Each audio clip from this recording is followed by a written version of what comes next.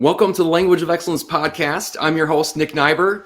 I want to welcome you to the show. I'm really excited to bring on the guest that we have here today. But before I bring him on, I want to introduce the Language of Excellence podcast to you really quick. If this is the first time that you're listening in, what we do is we teach business owners, entrepreneurs, and salespeople the language of excellence. And what is the language of excellence? The language of excellence is teaching people new information that leads to new actions that's going to give people new results in their life. And that is the definition of the language of excellence. So today's guest is Greg Dallaire. He is the owner of Dallaire Realty in Green Bay, Wisconsin. He serves not just Green Bay, Wisconsin, but a very big chunk of Wisconsin. He's got a large team of agents that serve the surrounding areas. He's been in the business for over 16 years. I've known Greg for a number of years. It's been great to see his journey and watch his business grow. And I'm excited to bring him on here today because he, in my opinion, exudes the language of excellence. And that's the message that we want to teach here, is looking for people that are hungry, ambitious, driven, always looking to learn. And that's Greg Dallaire. So let's get Greg here on the screen. Welcome to the show, Greg. Hey, delighted to be here, Nick. It has been a fun journey, and I'm excited to share with your listeners, kind of about our story. But before we get into that, like I said, I've known you for a long time, and the thing I commend you on is that you practice what you preach. The language of excellence, always improving, thinking that you always have room for improvement, and then consistently doing things. So it's been fun to watch your journey as well, not just in the business world, but personal. You always push me in a very positive direction. So excited to be here and excited to dive in to provide some massive value for your listeners. Awesome. Thank you. Iron sharpens iron, right, brother? Amen.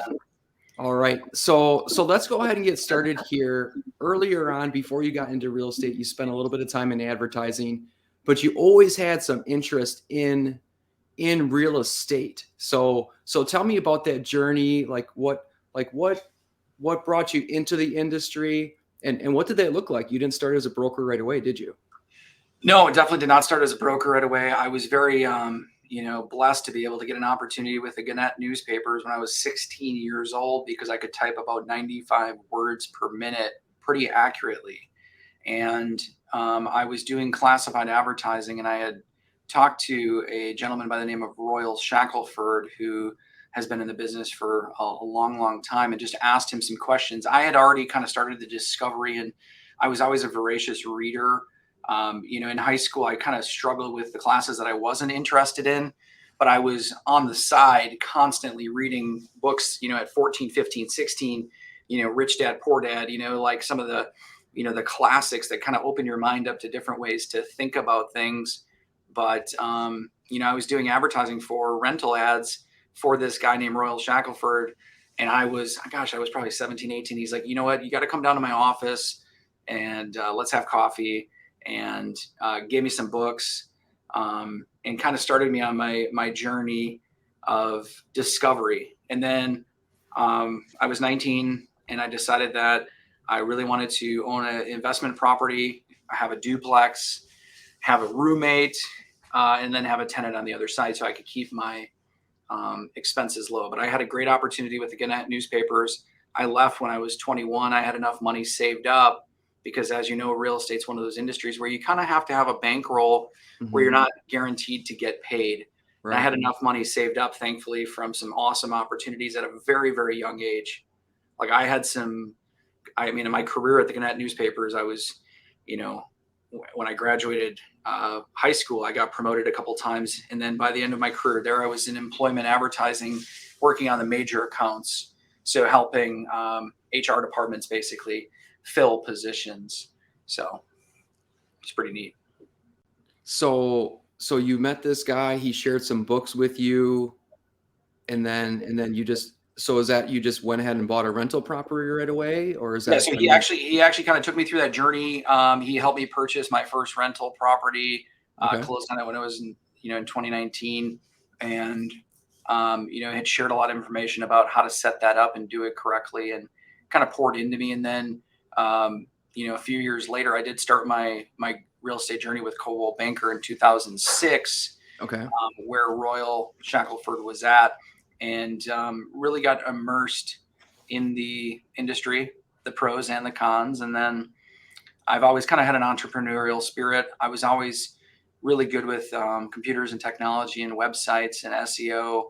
And over time, I just realized I was doing a lot of the advertising on my own that my brokerage wasn't doing for me. And Mm-hmm. I just saw an opportunity that if I could reinvest the money that we were pouring into a brokerage and use that to meet more customers and opportunities and build relationships, I knew that there was massive opportunity. So in 2011, we started Dallaire Realty, and it really just started with myself, and then we added on Mike Wasselkoff, who's been with me since 2011 as well, and then slowly grew from there. And it's a lot of learning experience through those journeys. But now we actually have 14 agents.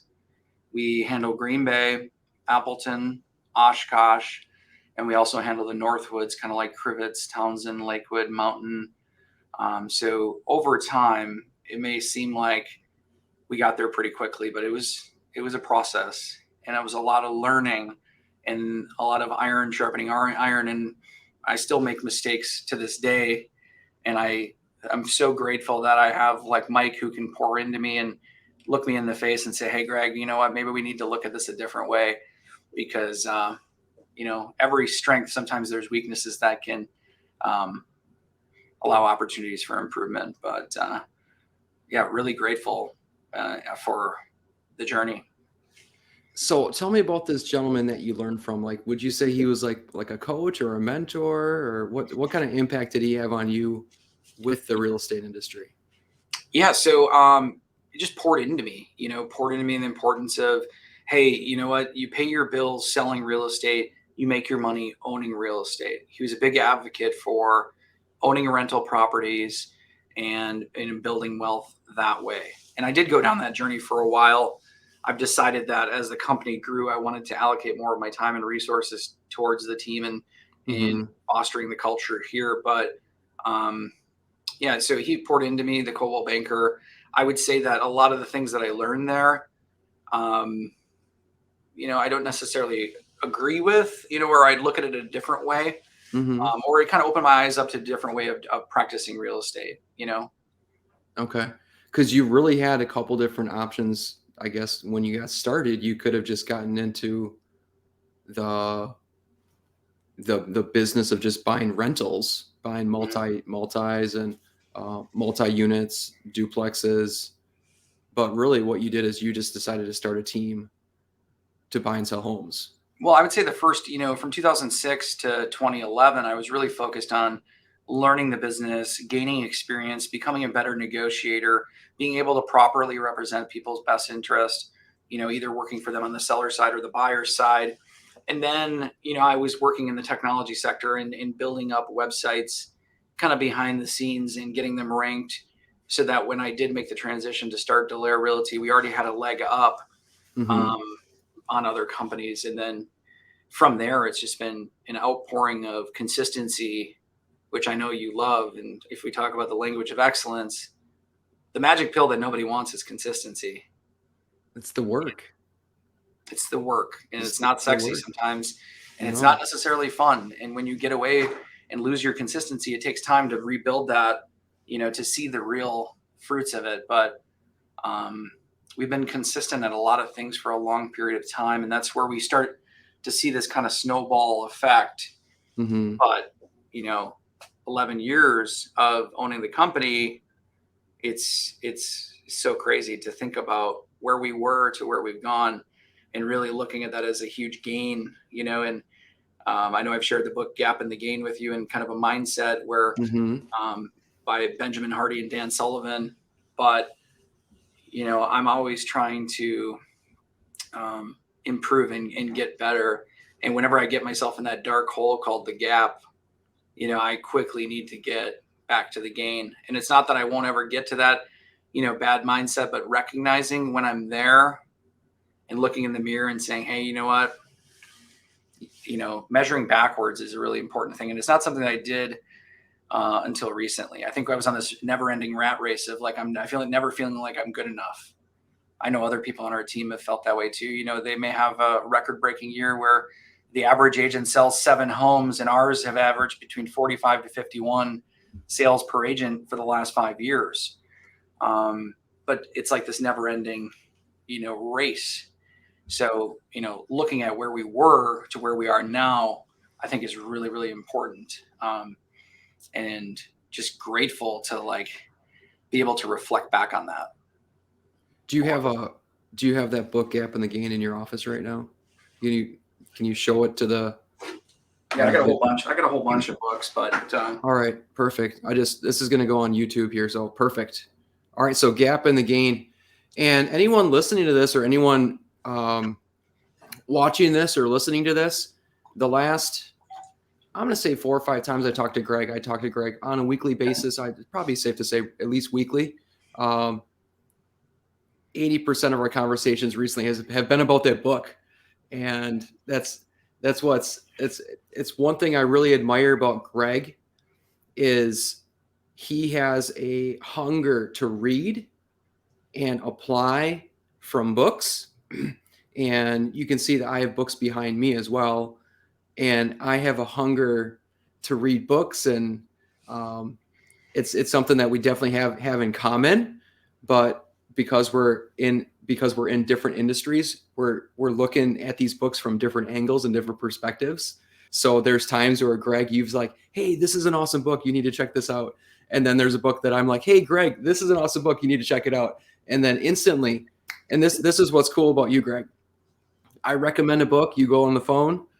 All right, I already got it. It's already on Audible. And you'll probably pick up the physical one too, but that's the easiest way to get it because you just spend a lot of time on the road, right? Just with driving, working with clients. So the Gap in the Gain, I would highly recommend on Audible because after every single chapter, they basically riff back and forth, and there's a lot of additional value or just diving deeper into that. I think a lot of the books, I remember a long time ago, I had a friend who was a coach, and he met one of his favorite authors, and they were talking about books and all these things. And this author who he had just admired kind of like hit him right in the face and said, you've got all these thousands of books, but how many of those books have you truly mastered? And I know I've talked to you about this. Mm-hmm. Yep. And I even, I have only limited availability in my mind, and I'm very protective on what I let go in, and you know that. Yes. But how many of those books have you truly mastered? Everybody's looking for the easy button or the push button, instant result. And then the reality is the answers are right in front of you a lot of times, and you just have to consistently put forward the action. But I would challenge anyone that's listening to the Language of Excellence podcast is to really find out what are the top 2, or start with the top 1 and really try to master the book, break it down, and then actually implement. Like, I know we've talked before, like executing on ideas. I mean, I grew up, thankfully, with a lot of really cool people that had a lot of ideas, but what they lacked was the ability to put those ideas into action. So like, even, it's funny, I have a good example, I guess. I just thought of this. So right here, I have a moving box. Yep. Nick, this was an idea for a little while of time, right? Yep. And Nick actually helped me execute on that idea. I've wanted to do it for a long period of time. I think it's a phenomenal idea, and it definitely took some hurdles to get to it. It wasn't like an easy thing, but it was an idea that I had, and it was an idea that sat on the burner for way too long. I even admitted, I was like, you know what, Nick, we just got to do this. We got to check the box and get it done. Yep. And, for me, so I just challenge everyone on the call, like, pick the books that have all the answers, and there only needs to be a couple of them, but master them, implement them. Magic Mike on our team listens and listens and re-listens and re-listens, and then implements and then re-listens. And, there's some books that, we've got about 2 or 3 books that we really kind of like cherish as like, these are the ones you got to keep in your mind. Yep. And obviously Gap in the Gain, hit that. I got that as a gift. It was so crazy. It wasn't even like and I'm more of a Kindle guy too, so like I actually have the physical book.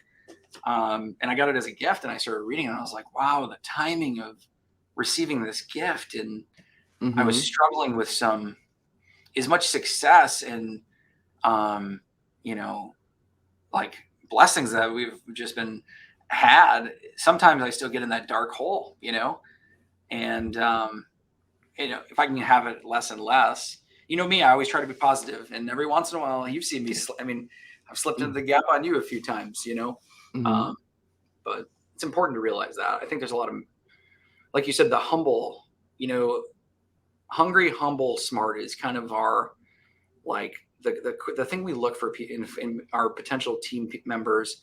They need to be hungry, they need to be humble, and they need to be smart. And it's not like smart from a book smart. It's how do they treat the landscaper outside? How do they treat the Mm-hmm. receptionist at the front desk? Are they the pompous, arrogant person to the receptionist, or are they nice as pie and treat them as normal human beings? So um, that's from the Ideal Team Player, Yep. Patrick Lenassoni. And I remember being on an airplane coming back from Boomtown Unite, which is a conference that I'm teaching at every once in a while. And it's just ability to get together with groups of people and really open the playbook and try to get better. But one of my coaches back in the day had given me this book, and I remember being on the airplane because we were having some struggles with some personalities in the company at one point. And I remember reading that book on the airplane and being in tears, just like gushing. I was like, oh my gosh, this book is like my life. Like this book is exactly what I'm experiencing. But it was like it put a spotlight on the cancer and in my life at that time. Not, And that's from the book, The Ideal Team Player. yes. Right. So anyone listening to this, I'm going to put a link to these books that we're talking about in the show notes. So you don't need to like pause the show and look somewhere else. Just look into the show notes. I'll put a link to these books here for you, so they're easy to get to. This is cool. It's a conversation just about reading books, learning, growing, and we all want to be successful. We all want to do well. We all want to take care of our families, leave a legacy. There's peaks, there's valleys, there's ups, there's downs. You were given the gaps in the game book at an interesting time, because if this was given to you 10 years ago, it probably wouldn't have made the impact that you probably just weren't ready for it. That's one thing I want to share today here is, I probably have 400 or 500 books in my collection.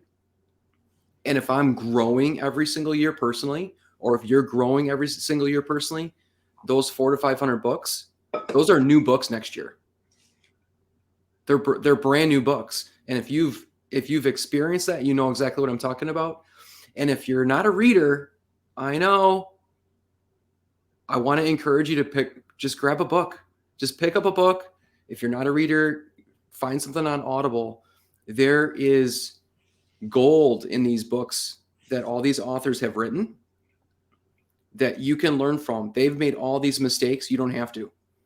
They tell you the mistakes that they made, so you don't have to make those mistakes. It's like a cheat code is really what it is. So thank you for sharing just those thoughts on reading, Greg. I want to talk a little bit about, you're talking about hiring top talent. I want to talk a little bit about culture, because I know you talk a lot about that for your organization. And there's other business owners that listen to this. And even what you said, what hungry, humble, and smart. I mean, that's good for any organization, not just for real estate, right?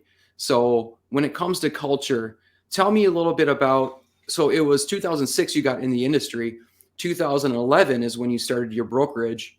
So what did that look like? What, like 2010, 2011, like what did that culture look like then? And what does it look like now? And tell me a little bit about that journey.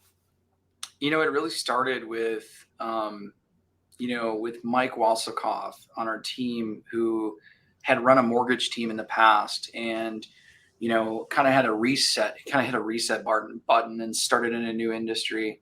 And he said, Greg, you know what I want you to do is I want you to use me to level up. I want you to get leverage and use me to just be able to do more things. And from there, it kind of blossomed, and we started slowly adding people. And there was always this like mentorship in the real estate industry. When I first got started, it was like a week and a half of training, and it was like, if you can swim, great. If you can't, you're not gonna be in the industry. And that's still tried and true in today's world. Like, 10 people get in the real estate industry, and in 3 years, there's one left. Mm-hmm. It's a brutal industry. And the thing I'm most proud about of our team is that we take that and we're trying to even expand on it, and get really aligned with our new agents having a mentor, who's responsible to like go on all the appointments, shadowing, writing their mentors contracts so that they can accelerate their growth and their learning. And and that's a big part of it. As the company grew and our technology stack got better, we were able to, start running contests, and one of my favorite coaches, Tom Ferry, always says, run plays that matter. And in our industry and most businesses, appointments are the kind of plays you want to run, and running contests and having this culture of healthy competition. Obviously there's times where you can have people run away with contests, but a healthy love to support each other. There's something that's unique about our company. We were on Slack, which is kind of one of those tools that people are probably familiar with now, but we were on it when it was beta. Mm-hmm. And we created this channel in our Slack. It was called Accepted Offers. And it was kind of this place to be funny, to like love on everybody, but like somebody posts in there, accepted offer on whatever. And thankfully it's a lot of accepted offers. So there's a lot of funny gifts, and there's just a lot of celebrating of success, and not from a side of like, oh my gosh, why did that guy get 3 deals? I mean, every once in a while that slips in, that scarcity mindset that can plague you from reaching the pinnacles of true success. But I think there's a massive amount of abundance. I know I've talked to you about it before.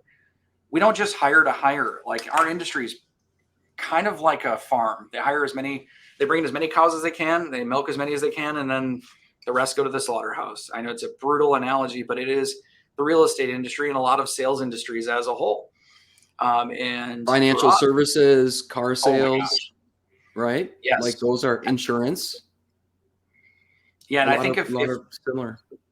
I think if people actually really tried to like have a true mentor-mentee relationship and truly take some ownership and actually kind of have some skin in the game, initially when somebody starts, I think you'd see a lot more people actually, get to the level of being able to be moderately successful. And from there, you find the true talent who's willing to be coachable, who's willing to learn, who's willing to continually tweak. Everyone at Dallaire Realty knows that we're going to make changes. We're going to adapt, and we're going to do it smarter than we did in the past. Thankfully Mike held me back from, SOS, shiny object syndrome. So we only typically implement things that we can be consistent at. And he's poured that into me. And a guy like me, who's a go, like sometimes I gotta be like, hey, can we be consistent on this? Can we actually have our support staff? And that's the other thing. Like, none of our success from an individual agent or company standpoint would be possible without our true support staff. And it starts with like Mike at the beginning, willing to like sacrifice and say, hey, you know what? Use me as the ladder. And then we added in some support staff, and then we added in some more support staff. Then we added in some more support staff. And the reason our agents sell 7 to 8 times the national average is because they have a massive amount of leverage and support around them. But the minute they don't take that into consideration, or if they think it's just about, I did this, and it's like, hey, you know what? We're a team. Like, there's people on the team say like, nobody wears a jersey on the back or name on the jersey on the back. I don't remember what football team. I don't know if it was the Patriots or whatever, but like, we go out with the same jersey, no name on the back. We're a team. We support each other that way. And I never saw that in the other brokerages that I had the opportunity to be with, the wantingness to help. We have a platform called Showing Assist, where basically, like, if I have a soccer game or something and I need to show a house at 6:30, I'll put it up in our system and say, hey, can anyone help me tonight? The majority of the time, those get answered. I saw one yesterday. Mike's on vacation right now, spending time in Las Vegas, and I even put in there, I was like, hey, I'll help. And then somebody else, and then I got a message saying, hey, I really want to help this agent. I want him to do it. And I was like, hey, no problem. So that's a big part of our culture. But we don't just hire to hire. Like, we're not just going to add bodies to add bodies. I mean, that is the traditional real estate brokerage model. If you have a pulse and a real estate license, you're on. Mm-hmm. That's a good way to destroy any substance of culture when you have that kind of philosophy. And in our team, like, if somebody is interested in becoming a real estate agent on our team, they go to a group interview, they do a personality profile assessment.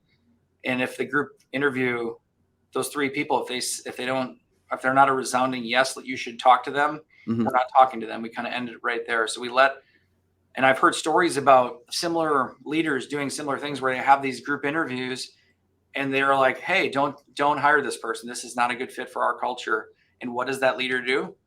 They hire them. They don't listen to those advisors in those meetings. And for me, I was like, I stand tried and true. If I don't get a resounding yes, we're not even moving forward. That's really interesting. Would you say that's unique to the industry, Greg? Doing like like a group interview? Because as far as real estate's concerned, you go to any of the traditional franchise models, they're pitching you on why you need to sign, and they'll try to get you to sign that very day. Like I said, you have a pulse and you have a real estate license, you're in. I mean, I hate to say it, that's our industry, and I think it's a problem with our industry. Mm-hmm. But for us, we've just learned. We've made mistakes hiring. We've hired the wrong kind of personality fits that just don't meld well with a team environment. Like the I kind of guy is not going to be, or guy or gal is not going to be a great fit for us, and we can sniff that out. Right. Like I sniffed it out recently. Like we had somebody that was I smelled talent all day long, but I just felt like there was this dominant, like at some point, like, you know, we're going to teach you everything. And then at some point it's just going to be like, you're going to start butting heads with us. And it's just like, and that comes from experience of time, because when you first start hiring, you don't realize how damaging the wrong hire can be. Mm-hmm. And on most of these real estate teams or small businesses, they can't afford to make a hiring mistake. And I'm not saying you're not going to make one, but you better darn well try to like at least have a process and a system to evaluate these people, because a lot of times they just get so excited about the potential person, like, hey, you're hired, you know? Right. It's got to be just as much of a fit for you as it's got to be a fit for them. You're both interviewing each other, correct? Oh, absolutely. Where sometimes that's not necessarily the case, because we all know, especially here in the US, so many companies they're just looking for bodies, right? I just read an article about Chase Bank said that they were looking at people with criminal records because of such a labor shortage. And I was like, wow, that was interesting. And I didn't read the whole article. I just saw the headline. And I was like, huh, interesting. So we did have to replace our transaction manager recently. And I was very nervous about going into this labor shortage.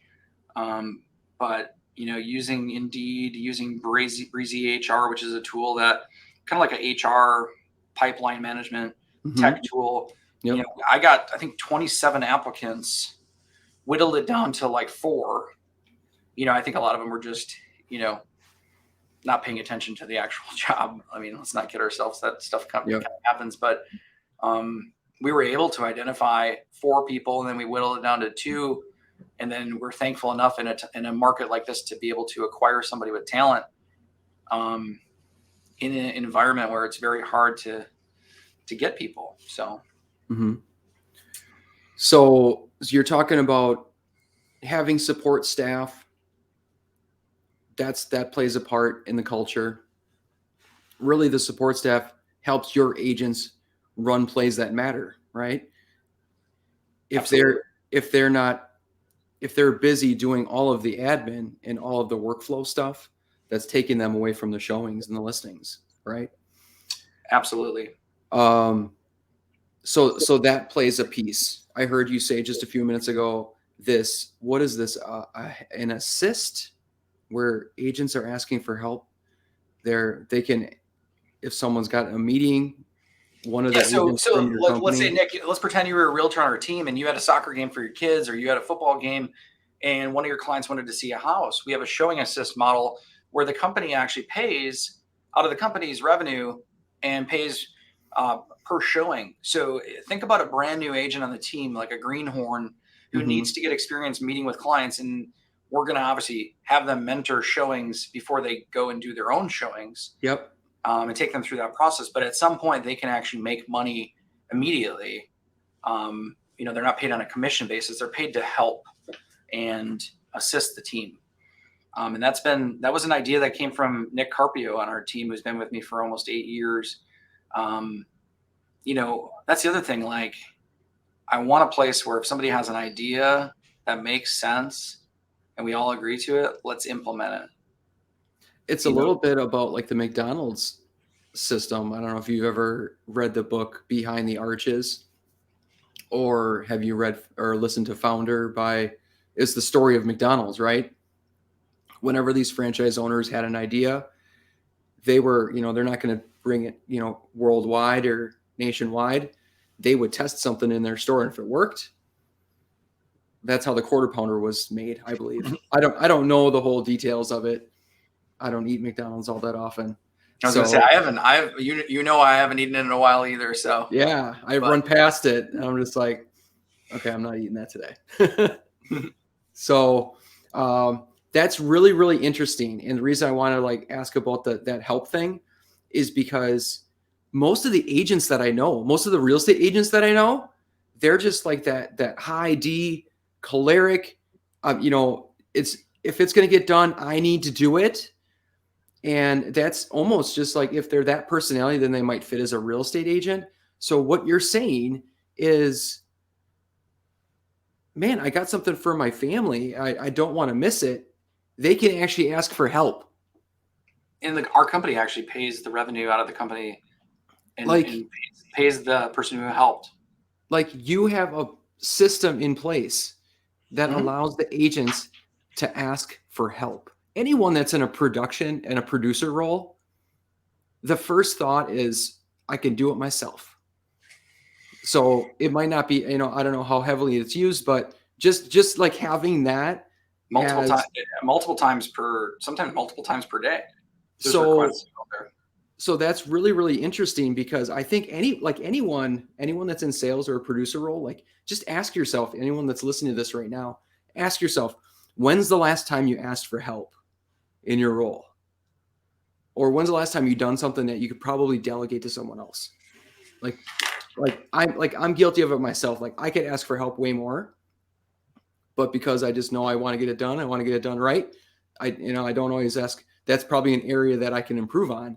So that's a really, really cool program that you have in place there, Greg, because you're actually encouraging more of like a work-life balance. Because, like, hey, things come up, life happens, kids get sick, right? And with our greenhorns and with our new transaction manager, I said, when I hired him, I said, there's some things that the previous transaction manager wasn't doing that I think would be really valuable for you to do to help build camaraderie and show how much you truly can be the Robin to the Batman. And already starting to see massive improvements on that, and then getting that camaraderie with your new employees. But the mentors of the greenhorns, like a new agent, those showing assists are huge, because it is being able to be there for the soccer game. I mean, I've talked to you about it before. I've sold my soul before. I've seen, like, these things will steal your soul. These devices will steal your soul. And there's been countless times in the last, 3 months that I've been like, hey, you know what? I've got limits on my Facebook. I've got limits on my Snapchat on screen time. I turn, like, it notifies me when you've hit that limit. And I'm just like, the more I step out, I wouldn't be able to, like, if I was a sole agent, And that's really when I sold my soul, from working all the time, being a workaholic. And I obviously can reflect back on that. And I still can slip into that from time to time, or Mm-hmm. thinking I can do everything better. I mean, for me, it was a struggle. Like I am the high D who thinks I can do everything better. And I've had really good mentors be like, Greg, you need a personal assistant. You need somebody to directly help you. And I was like, I believe that all of our support staff pretty much supports me the same way they support everybody else. I don't want special treatment. I don't Mm-hmm. want my own personal assistant, but that's also part probably the high D that, Yep. but I did see the value, and I've grown to harness the leverage of the support team. But it just realized, like, no matter where you're at in your journey in your business building or whatever it is, it started with one person who was kind of a hybrid of the three roles we have. So we start because our volume was much different, where our volume now obviously does require 3 full-time people, but it didn't start there. So like, I don't like ever want to like lead people that way where like, hey, you know what, you got to get it 3 people. Cause I actually have some friends that I was talking to, and I was like, hey, you have too much overhead at the stage of your business where you're at right now. It doesn't make sense to have this much support at this time of your journey. Like, cause I didn't get to that level, until a certain point where it made sense. Mm-hmm. So walk before you run, right? Like, do not just go and think you have to, like there was a great book called The Millionaire Real Estate Agent, who's written by Gary Keller, who owns Keller Williams. And there's a lot of things in there. And the thing I always remember is like red light, green light on expenses. You know what I mean? Don't spend it and invest in it until you know, and you always got to hold your expenses accountable. It's always been something I've been pretty good at. But as the company grows, it's even more important because we're spending more and more and more resources, and to make sure those resources are being widely used, Right. And there's times where Well, Greg has this grandiose idea and kind of shoves it down everybody's throat and makes it like almost politics for this idea, and then has to realize and realize that, not every decision he does is right. And maybe he's got to be, it was a good learning experience we had an opportunity, which I still believe in the opportunity. I just don't think it was probably in aligned with our true, like how we built our business. It's just something outside of that. And I realized to myself that, yeah, I may have made a quick judgment call and may have shook the infrastructure of the company for a little bit. It's fine now, but because I'm okay admitting if I make a mistake, like right. I can own that. I'll take ownership if I make a boo-boo, and it's still not fun to make them. Still not fun to admit them. I mean, I remember the day, I don't remember what it was, but you posted something and you called yourself out on LinkedIn, and it was probably a year ago. And I Okay. was like, man, that takes a lot of guts. And I was like, that's what I love about Nick Nighbor. Like, you did not have to call yourself out, but you did, because you wanted to hold yourself accountable to be better, right? Mm-hmm. And there's a lot It's of not magic in fun. that. No. It's right. Yeah. It's making mistakes, making bad decisions. Nobody likes to do that, but it's the best way to grow. And if we approach our lives just trying to be safe, then we're missing the gift, because there's things that we can learn and grow and impact so many others, because you've taken a chance on growing a business, and you are, I'm not going to say responsible, ultimately it's up to the agents, but like you're helping them to provide for their families. That's a load of responsibility on you, Greg, right? So I take that very, very serious, Nick. Like, how serious I take yes. that. Like, providing, we pay for half of our support team's health insurance. We do a 4% 401k match. Tom just came to me with an idea about childcare with something. I'm like, you know what? Anything we can do to support the family and make your life better, I'm all about doing it. And it's sad to see other real estate companies not have those kind of benefits.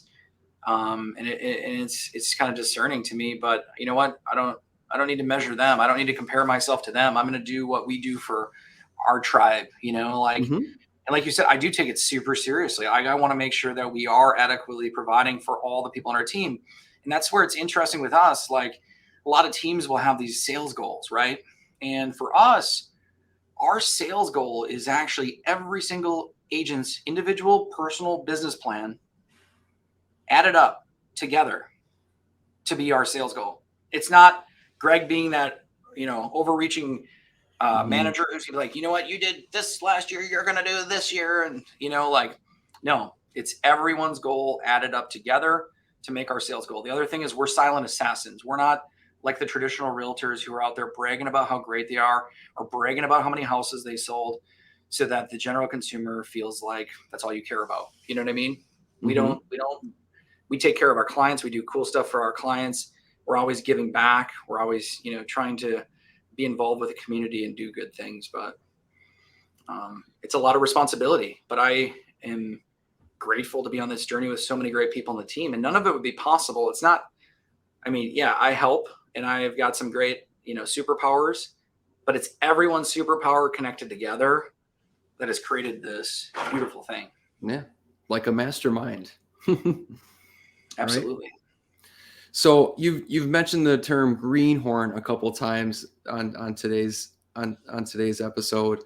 So what piece of advice would you give to, because I'm curious what you would give the new agent and someone that's maybe been in for a while, because if you don't know Greg or you don't know him personally, so he owns Dallaire Realty, but he's also a producer. So if you're not familiar with real estate, what happens is there's always some broker owner, and then that broker owner typically has a team of agents representing that broker. So Greg's the owner, he's the broker, but he's also got, how many agents do you have?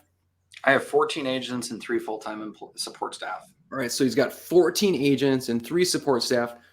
But Greg is out in the field too. Like he's still listing homes, he's still selling homes. So he's in a producer role. So he's probably in the most valuable position that he can be in to be a mentor to these new agents. So I want to ask you, and anyone that's even maybe you're thinking about getting into real estate, what's the best piece of advice you could give someone that's thinking about getting into real estate or they're just new to the industry?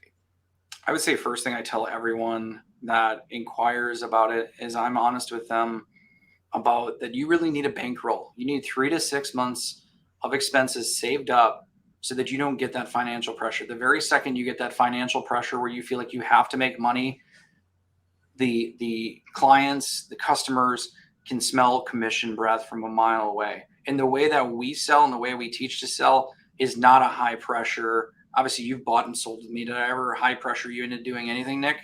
Nope. I consulted you on making a good decision on the sale of your home and then the purchase of your other home.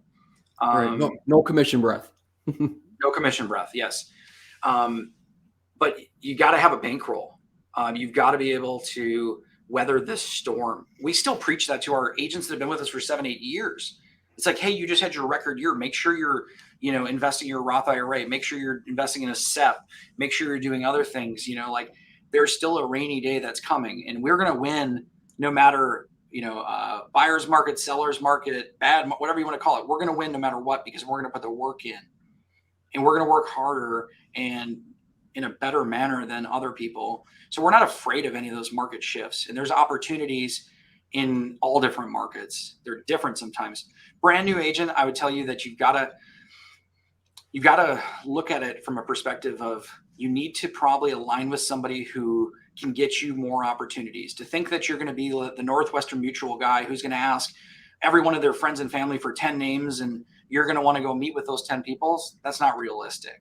You've got to align with somebody who's providing opportunities, who has, clients coming in, and then getting really good at being coachable on how to be great on the phone, how to be great in person, how to, a lot of our job in this industry is customer service response time. I just had a situation where a client felt like they weren't a priority. Not one of my clients, but it was somebody on our team. And I acknowledged that, and discovered and dug into it. So brand new agent, it is about customer service. And I think there is a lot of nights and weekends for your first 5 years where you really need to dedicate that time to get your business off the ground, where you start getting, our whole model is designed to help you build your past client database of customers who like you, know you, and trust you. but you need other pillars. You need other sources of business when you're a newer agent to get yourself off the ground. And you need to be aligned with somebody who understands the language of excellence on a phone call, taking an inbound call and being able to be like, hey, this call's being recorded. Greg's going to listen to it and find an opportunity where, hey, you're doing everything. The key things we need you to do, you're doing all of them great. Or, hey, you know what? You did it 80% great. We need to tweak the 20%. I would say new agents, I'll recommend, go figure, another book, Ninja Selling. Ninja Selling. Yep, I've heard you talk about that one. By Larry Kendall. It's also on Audible. Pretty much anyone that comes in for an interview, I actually give them these books, if we're going to hire them or not. I want to give them some true value. And if they implement, I remember a mortgage person. So this isn't just real estate. I mean, obviously the book's kind of focused towards real estate. Yep. A mortgage gal, a friend of mine, her name's KK, gave her that book, I think it was probably 3.5 years ago. And explosion in production. She did 376 mortgages last year. Wow. And she, like, you know, when I talk about these books and mastering them and implementing them and executing on them, she executed on all the stuff that the first like third of this book is all your touchy feely stuff. Like me and you talk about affirmations, gratefulness, and these things. But in the book, it tells you to write down your affirmations 25 times by handwriting. And she did it. And she did it consistently for a long period of time.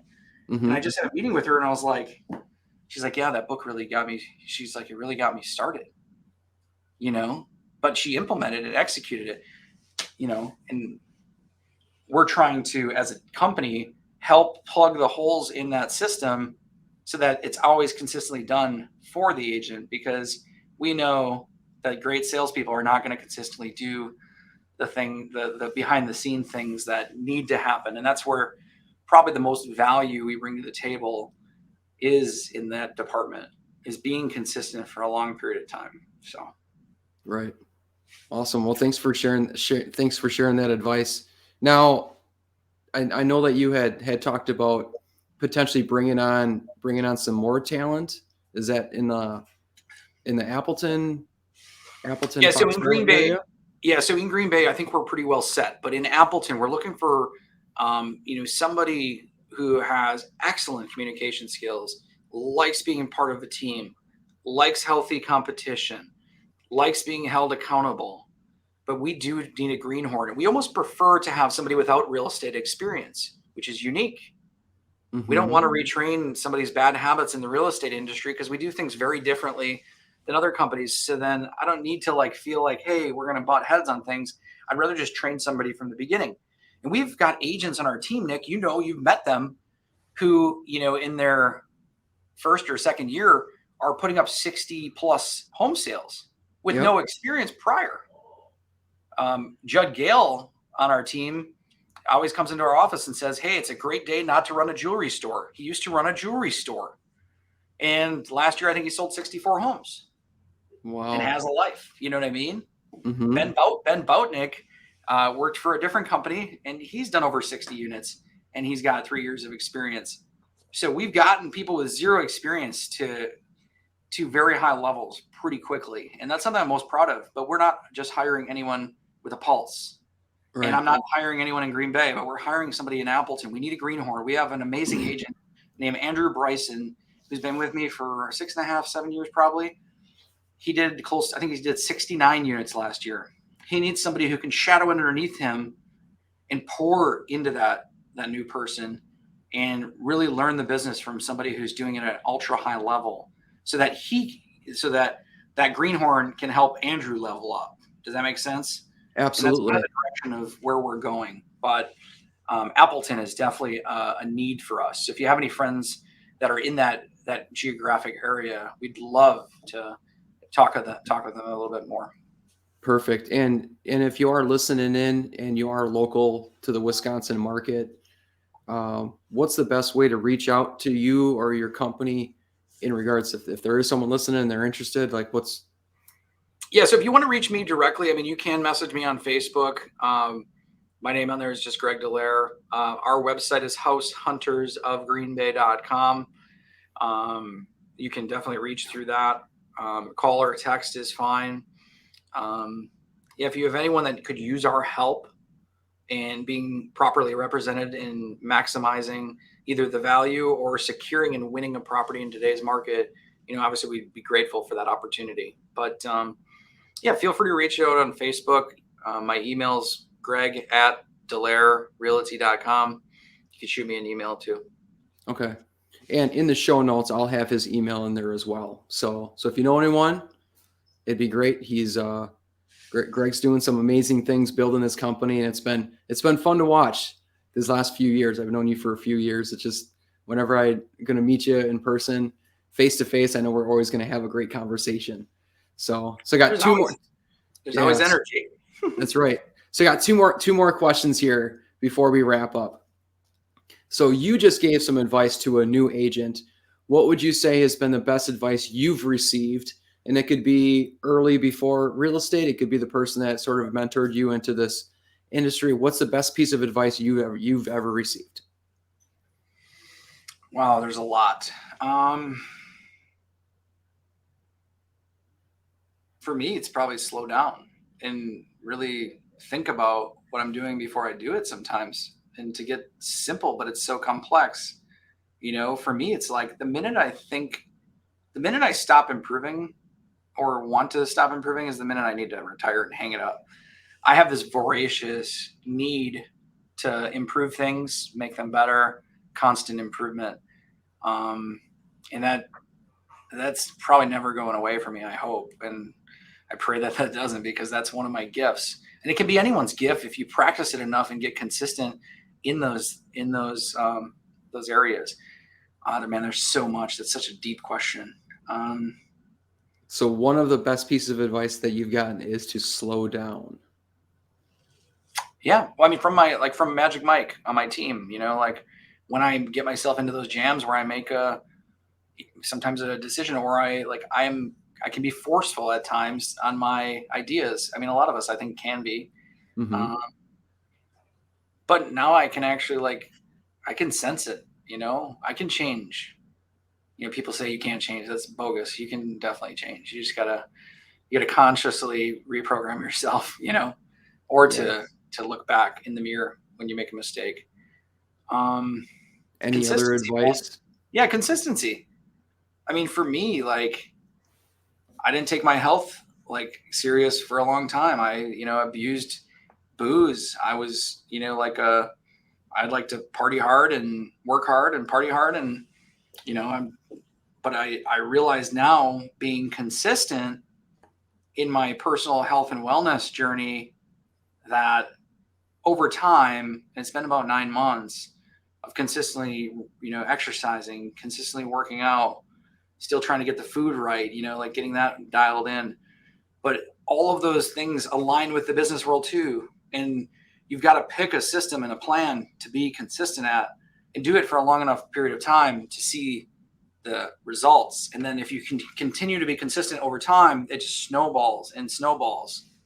But the minute you think you have it figured out, you're going to get your ass kicked. And I'll tell you right now that I don't ever want to get my butt kicked. So for me, it's about that constant improvement and trying to make the consumer experience better in the real estate journey, because it is a complex and stressful process. And, always looking that to be our North Star of how can we enhance and make the consumer experience better? And the minute we think we have that perfect, we're in trouble. You know what I mean? We need to constantly be able to find ways to make it better, provide more value. So that's kind of how I think about, kind of a deep dive into how I think about some of these things, and I know you think about them very similar. It's that language of excellence, right? Absolutely. Absolutely. Well, thanks for sharing that. So slow down and consistency, stay hungry, keep learning, right? These are things we've been talking about this whole hour. So the last question that I have for you is, I would like you, Greg, to define the language of excellence. For me, it's about being held accountable to those consistent things that we were just talking about, no matter if it's in your personal journey or if it's in your professional or if it's, needing to have date nights, at least twice a month with your wife. I mean, you need to be held accountable to reach the language of excellence. We can all talk about the language of excellence, but you have to be willing to be held accountable to actually see the results that, in my mind, matter. And a lot of times I had a weigh-in with my trainer yesterday, and the number was not what I wanted to see on the scale. And I kind of got, in the gap. It's like, man, I rode 30 miles on Saturday. I did all this stuff and I was like, I could see myself from outside. I was like, your mindset sucks, man. You need to continue the journey. You need to a one week, one weigh-in is not going to define your journey. You can't let it. But the old Greg, who was in the vortex of other stuff, would have let that derail him off the tracks, but man, you got to be held accountable. Like, I have a trainer. I have Magic Mike who holds me accountable on, I do accountability meetings every week with our team. And some meetings are different than others.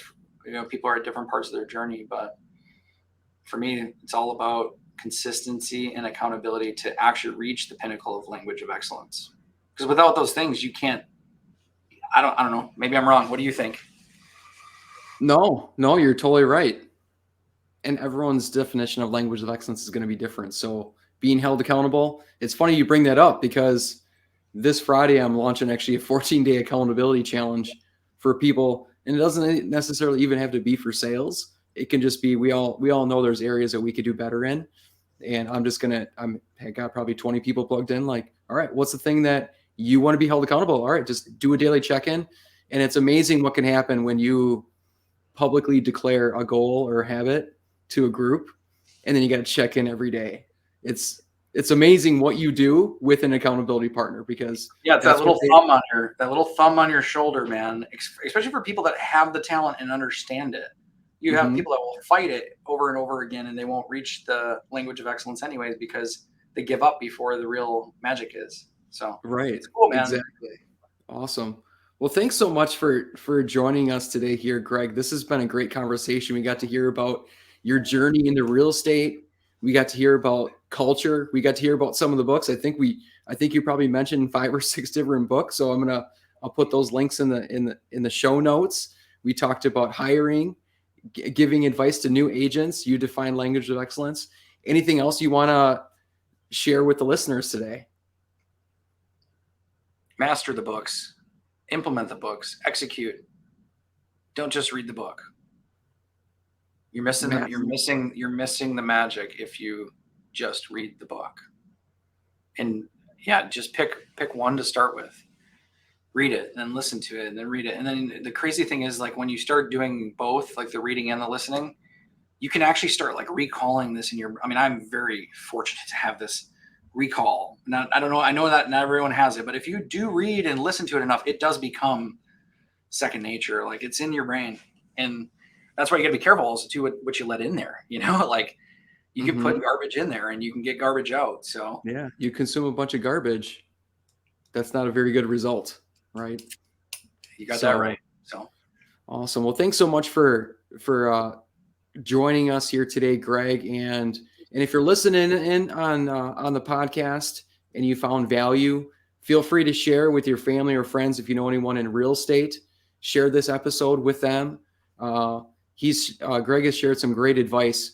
Anyone that's either been in the real estate industry or they're new to the real estate industry, I took quite a bit of notes here, and I think that this would prove very valuable for any business owner talking about culture as well as real estate.